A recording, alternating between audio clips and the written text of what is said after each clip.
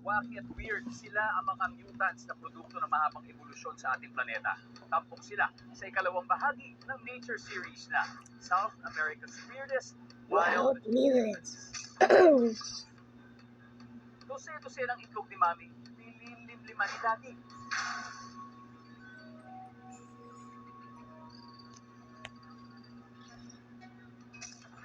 Nilalamig na mag-ina, nagsunbathing habang nakapitin sa sanga.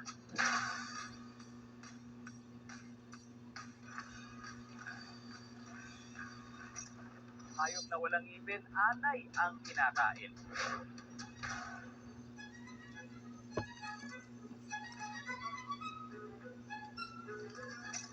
Mga ibong hanap ay asawa sa dance floor pumida.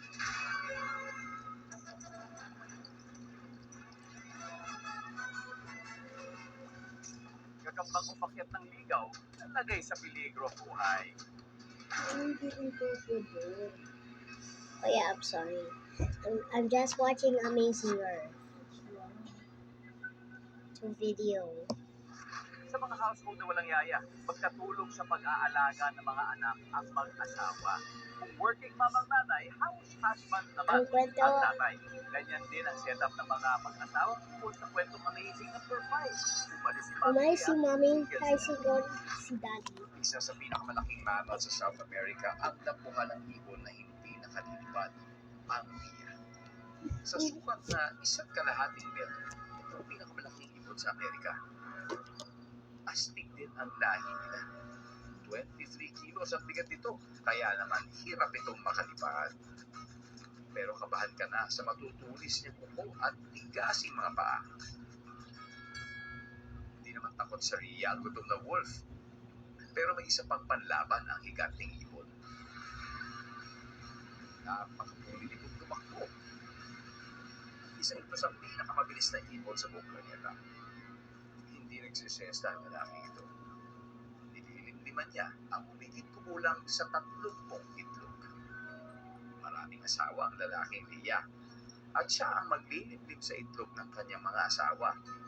Ang dami Pero may secret ang ilang babaeng Rhea.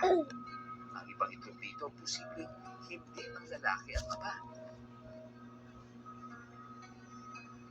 Cute na cute, pero mahina pa ang mga sisiw na ito. Kaya si Mami, todo bantay. Pero may mga nanay na tamad I was mag-alaga ng watching anak. Amazing Earth. Si Daddy ang nakabantay 24/7. Bihira ang mga single dad sa mundo ng mga ibon. Siya ang nakatoka sa pagkain, proteksyon at pag-aaral.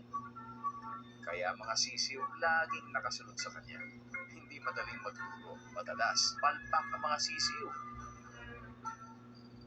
At sa lugar na ito sa Brazil, delikado pag lagi kang palpak. Ilan lang sa mga sisiw na ito ang makakaligtas at aabot sa pagtanda. Salamat sa kanilang tatay na handang sumaklolo.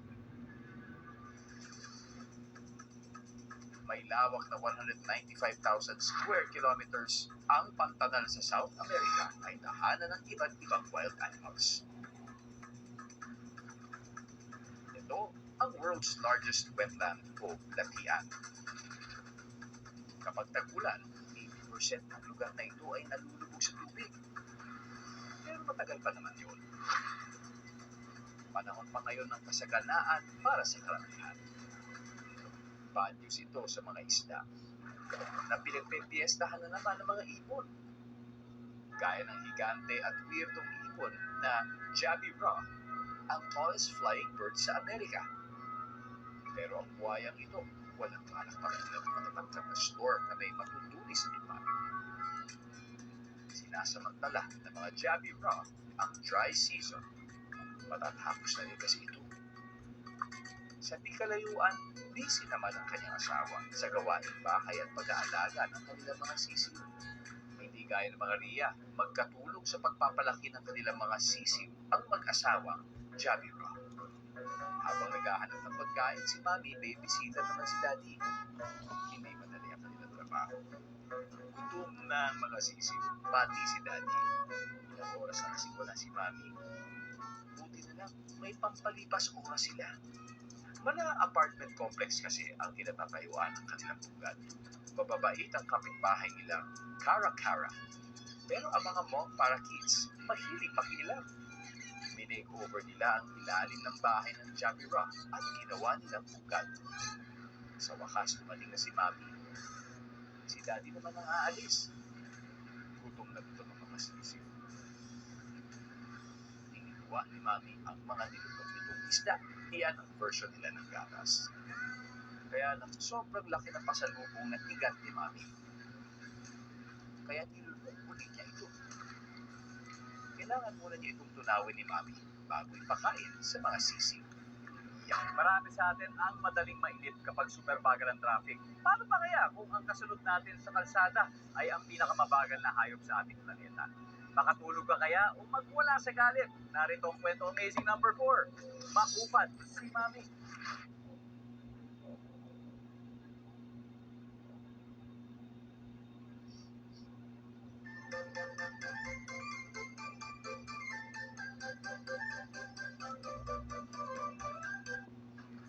Mainit, basa, balagkit na kagubatan.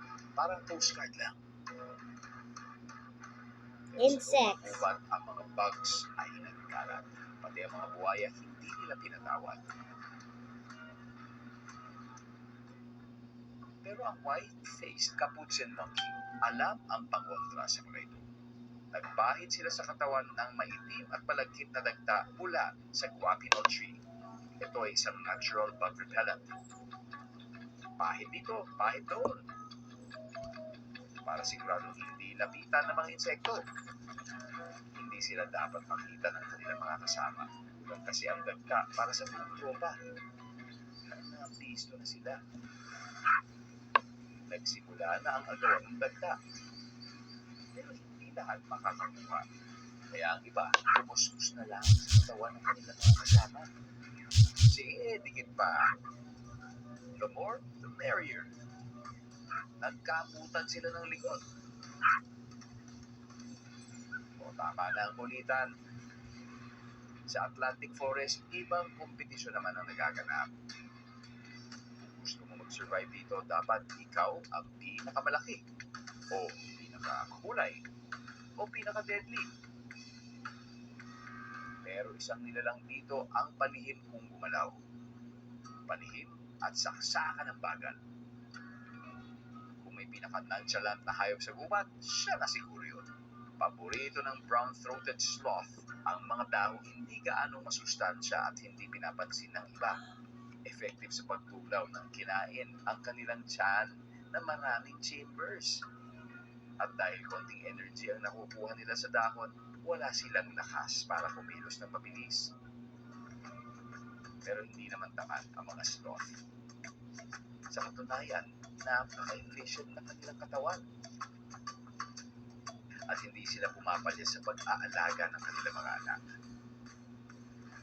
1 week old pa lang ang baby sloth na ito at malabo pa ang paningin niya. Habang lumalaki, mas marami na siyang nakikita.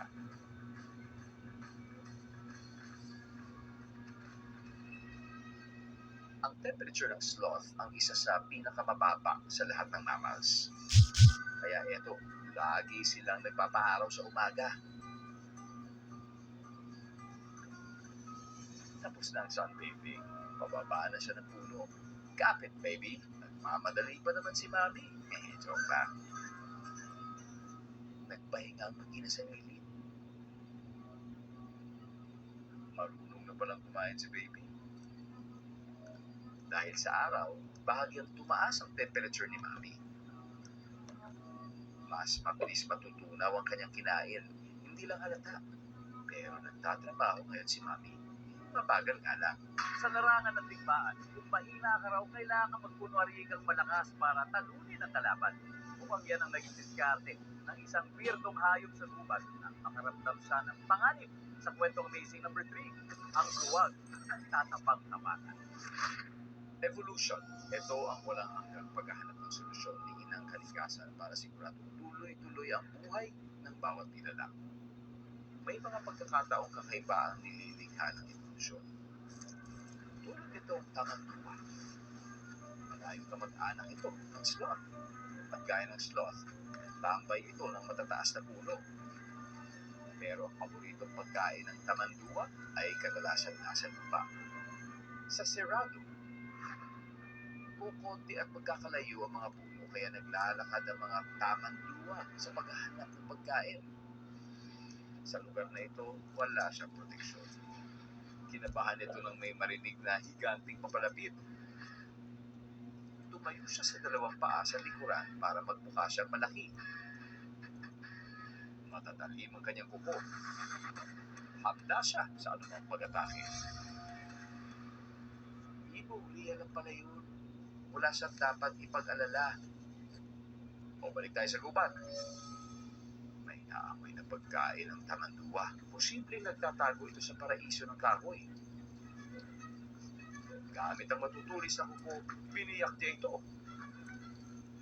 Sa loob ng kahoy, nakatago ang kanyang favorite food, ang anay. Kinalugan nito ang bahay ng anay gamit ang mahaba niyang dila. Dahil wala sa ngipin, hinigop niya ang mga anay sa tulong ng mga haba niyang puso.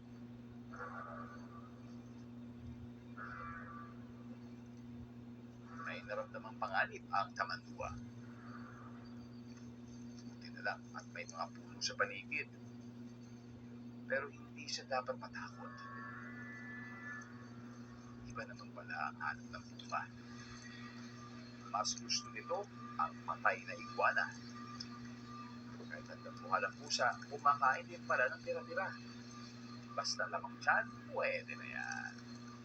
Hit na hit ang mga boy band dahil sa galawan nila sa stage. Marami sa kanila ang pinipilian dahil sa kanilang dance moves. Sa Animal World, effective din ang pagsasayaw para mapansin ng nililigawan. Itong halimbawa sa kwento ni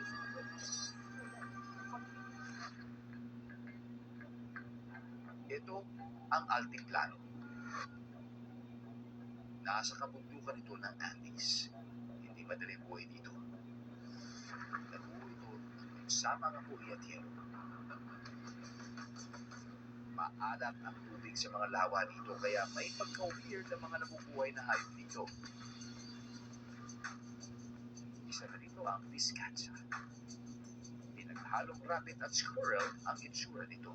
Itsura lang ha, ibang hayop ang Vizcacha. Sanay na sanay ito sa challenging na buhay sa Altiplano. Nabubuhay ito sa pagkain ng lumot, lichen at damo. Parating na ang spring, kaya asahan na ang pagsugo dito ng ibang hayop. Gaya ng flamingo. Mukhang hindi sila bagay dito pero hindi na bago sa kanila ang